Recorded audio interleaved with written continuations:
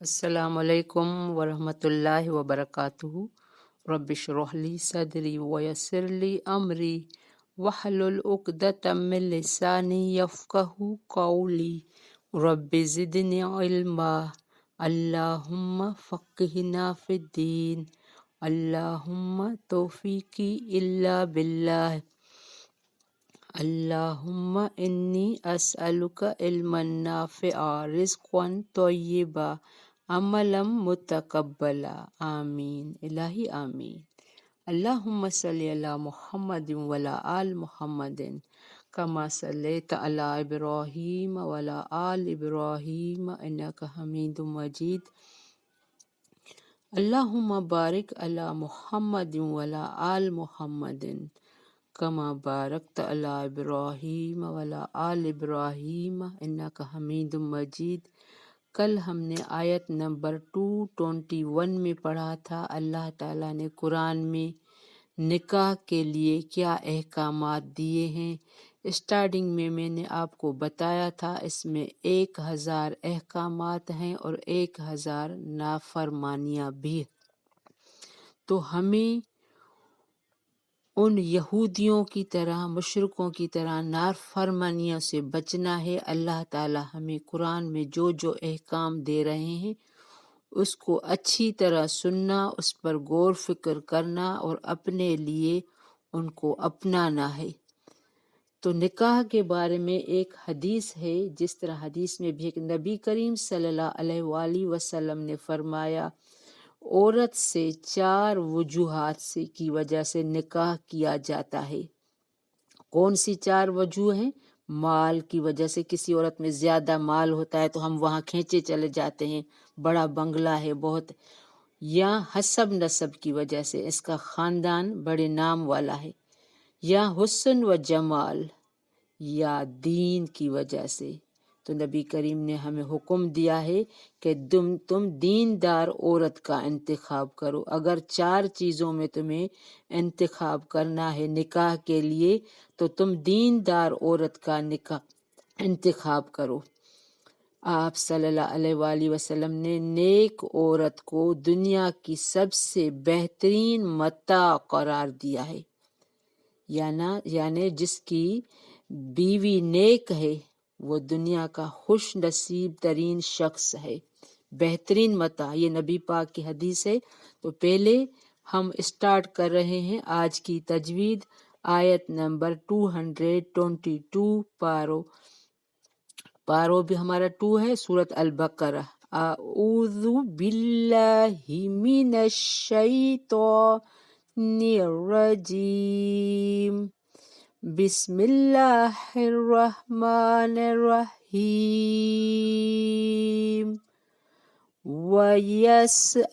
وَيَسْأَلُونَكَ عَنِ الْمَحِيضِ قُلْ هُوَ أَذًى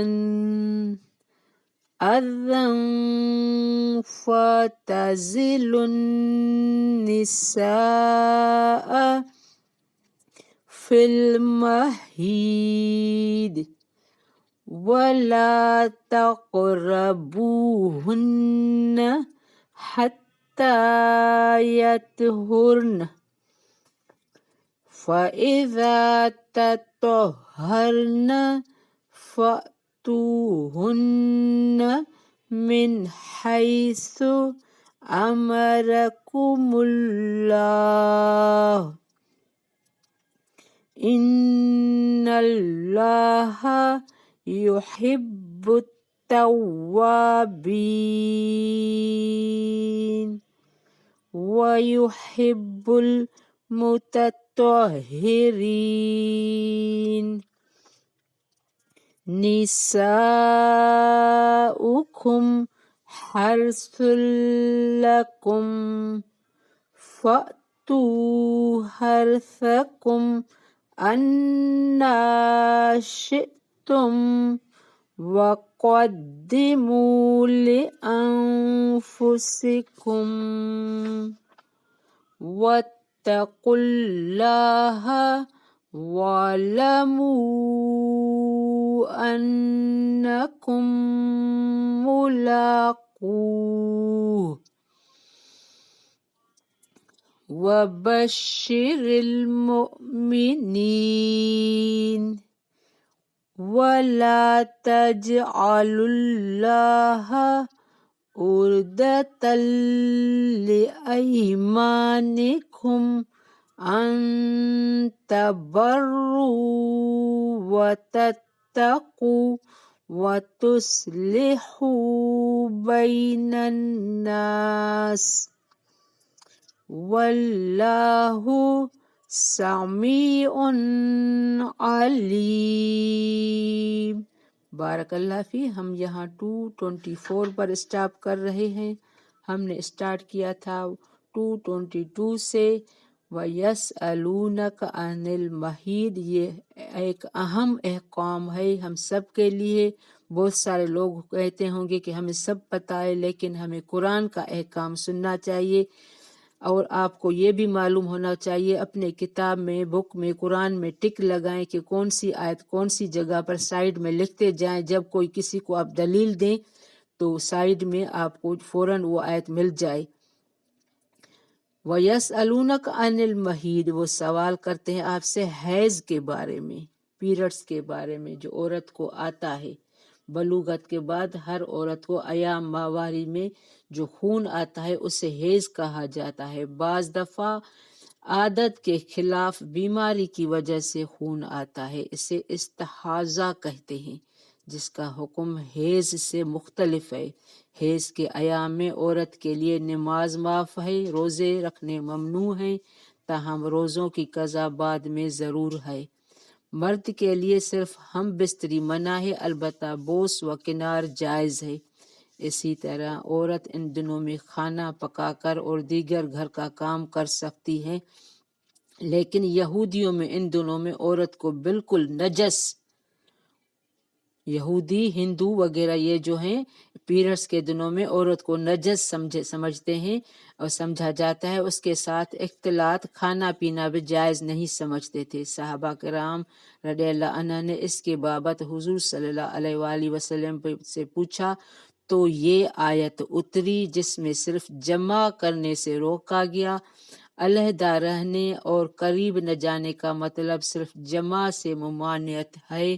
باقی آپ کیونکہ اس دوران بی بی عائشہ کی گود میں آپ صلی اللہ علیہ وآلہ وسلم سر رکھ کر سوتے بھی تھے، آپ جائے نماز اٹھا سکتے ہیں، آپ قرآن پاک اٹھا سکتے ہیں، کسی کپڑے کو ہاتھ رکھ کے، تو اس چیز کو یہ سنت سے ثابت ہے۔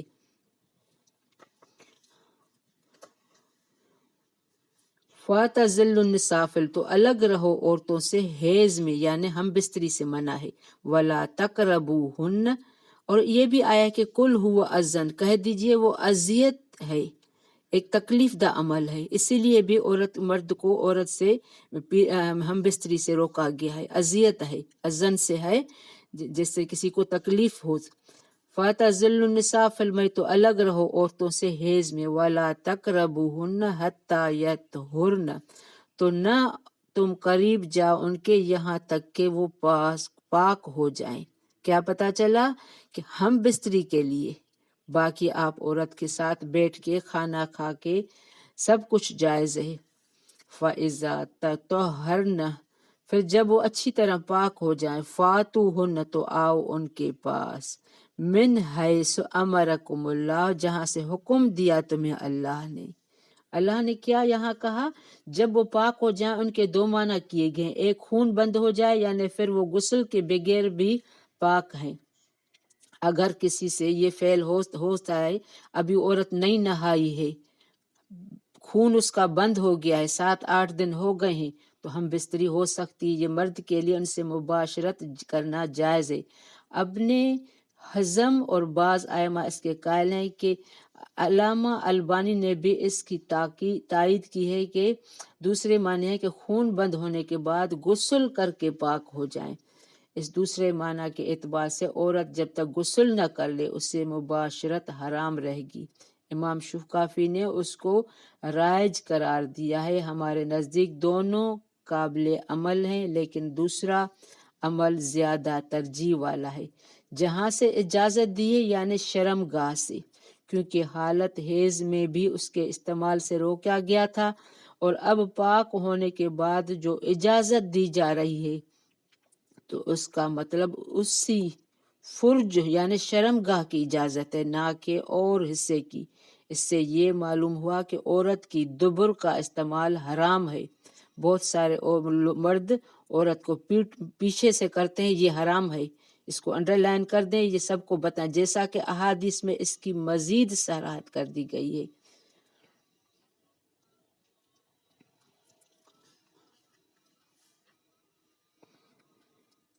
ان اللہ یحب التوابین، بے شک اللہ محبت رکھتا ہے توبہ کرنے والوں سے اور محبت رکھتا ہے پاک صاف رہنے والوں سے۔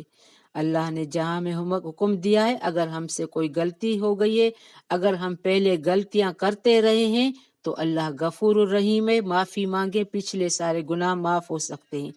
نساؤکم حرث لکم، عورتیں تمہاری کھیتی ہیں تمہارے لیے، فاتو حرثکم انا شئتم، تو آؤ اپنی کھیتی میں جس طرح چاہو تم، وقدموا لانفسکم، اور آگے بھیجو اپنے نفسوں کے لیے۔ اس آیت سے بھی بہت سارے لوگ غلط مطلب نکالتے ہیں کہ اللہ نے کہا ہے تم جہاں سے آؤ تمہاری مرضی ہے، نہیں، عورت کو کھیتی اس لیے تشبیہ دی گئی ہے کہ عورت کو کھیتی کہہ کر عزت بخشی گئی ہے۔ آپ کسان سے پوچھیں گے وہ کبھی بھی اپنی کھیتی سے غافل نہیں ہو سکتا، جو اہم ہوتی ہے اس کے لیے قابل توجہ ہوتی ہے۔ کھیت کو آباد رکھا جاتا ہے، حفاظت نگرانی کی جاتی ہے، انسان کھیت میں جا کر خوش ہوتا ہے، کھیتی کو بنجر ہونے سے بچاتا ہے۔ اگر جسمانی تعلق بھی ختم ہو جاتا ہے تو انسان میں بوڑھا پن آ جاتا ہے۔ یہاں یہ مطلب ہے کھیتی سے، یعنی کھیتی زیادہ ضرورت مند ہے، ضرور ہے کہ اس کی آپ دیکھ بھال اچھی طرح کریں تاکہ وہ ہری بھری رہے۔ بیوی کو کھیتی سے اس لیے، کھیت اور باغ میں فرق ہے، باغ دل لبھانے کے لیے ہوتا ہے اور کھیتی ہمیں پھل دیتی ہے، فصل دیتی ہے، جس طرح بیوی سے بچے ہمیں ملتے ہیں۔ کتنی مشابہت، اللہ نے سوچ سمجھ کر یہاں کھیتی کا نام رکھا ہے، کیونکہ ہمیں اپنی بیوی سے بچے، پھل، خوشیاں سب ملتے ہیں، اور کبھی کسان نہیں چاہے گا کہ میری کھیتی کو کیڑا لگ جائے۔ تو یہاں عورت کو کھیتی کہہ کر عزت دی گئی ہے، اور عورت کو اللہ نے بہت عزت دی ہے قرآن میں۔ جس طرح چاہو تو یہ دوبر نہیں استعمال کرنا چاہے، لیکن یہ بالکل غلط ہے۔ جب قرآن نے عورت کو کھیتی قرار دیا تو اس کا صاف صاف مطلب یہ کہ صرف کھیتی کے استعمال کے لیے کہا جا رہا ہے۔ اپنی کھیتی میں جس طرح چاہو آؤ، اور یہ کھیتی موضوع ولد صرف فرج ہے نہ کہ دبر۔ اور وقدموا لانفسکم، آگے بھیجو اپنے لیے، یعنی آخرت کی فکر کرو، آخرت میں جو تمہیں کام آنا ہے یہ ساری بتا کے واتقوا اللہ، بار بار واتقوا اللہ، ڈرو اللہ سے، واعلموا انہم ملاقوہ، اور جان لو کہ بے شک تم اللہ سے ملاقات کرنے والے ہو۔ ہر چیز بتا کے اللہ سے ڈر کے کام کرو، اور ذہن میں یہ رکھو کہ میں جو بھی کر رہی ہوں ایک دن اللہ سے میری ملاقات ہوگی، میں اس کے سامنے شرمندہ نہ ہوں، میرے اعمال درست ہوں۔ اس لیے قرآن کو اچھی طرح سمجھیں۔ اب یہ بتا کے کیا بتا، بشر المومنین، خوشخبری دے دیجئے ایمان والوں کے، یعنی جو ان ساری احکام پر ایمان لاتا ہے تو اللہ ان سب کو خوشخبری دیتا ہے۔ وَلَا تَجْعَلُوا وَلَا تَجْعَلُوا اللہ، اور نہ تم بناؤ اللہ کو عُرْدَةً، آڑ، بیچ، ڈھال۔ بہت سارے لوگ کیا کہتے ہیں، اللہ کی قسم کھاتے ہیں، تو اللہ یہ یہاں روکا منع کر رہا ہے، نہ تم بناؤ اللہ کو آڑ، ڈھال بنا کر، لِایمانکم، اپنے قسموں کو، یعنی اللہ کو گواہ بنا کر ایسے جھوٹے قسم نہ کھاؤ، ان تبرو، کہ نہ تم نیکی کرو، وتتقو، اور نہ تم تقوی کرو گے، وتصلحوا، اور نہ تم صلح کراؤ گے، بین الناس، درمیان لوگوں کے، واللہ سمیع علیم۔ بہت اہم آیت ہے یعنی غصے میں اس طرح کہ تم قسم مت کھاؤ کہ میں فلاں کے ساتھ نیکی نہیں کروں گا، فلاں سے نہیں بولوں گا، فلاں کے درمیان صلح نہیں کراؤں گا۔ اس قسم کے قسموں کے لیے حدیث میں کہا گیا ہے کہ اگر کھا لو قسم اگر تم نے قسم کھائی ہے تو انہیں توڑ دو اور قسم کا کفارہ ادا کرو۔ کفارہ قسم کے لیے کھایا جاتا ہے، جیسے ہم نے پڑھا ہے کہ بی بی عائشہ پر جب الزام لگا تھا تو ابو بکر رضی اللہ نے قسم کھائی تھی، اپنے رشتہ دار کو وہ دیتا تھا، راشن پانی دیتا تھا، تو اس نے جب اس کی بیٹی پر الزام لگایا تھا تو حضرت ابو بکر نے وہ قسم کھائی تھی کہ میں آئندہ بند کروں تھا، تو آپ صلی اللہ علیہ وآلہ وسلم نے کہا تھا کہ اپنے قسم توڑ دو۔ تو یہاں یہ بات ہو رہی ہے کہ اگر تم نے کسی کا قسم کھایا ہے کہ میں فلاں سے کبھی نہیں بولوں گا، یہ نہیں کروں گا، تو قسم توڑ کے کفارہ ادا کر لو، یہ جائز ہے۔ تو ہمیں قرآن ہر چیز ہمیں بات سکھاتا ہے کہ ہمیں کس طرح زندگی گزارنا چاہیے، کیسے کام کرنے چاہیے، کون سے رول اپنانے چاہیے۔ ہر قسم کی آیت قرآن میں پڑھی ہے تو ہمیں اس کو سمجھ کے پھر ویسے ہی زندگی گزارنی چاہیے۔ بارک اللہ فی ربنا تقبل منا انک انت السمیع العلیم وتب علینا انک انت التواب الرحیم۔ السلام علیکم ورحمۃ اللہ وبرکاتہ۔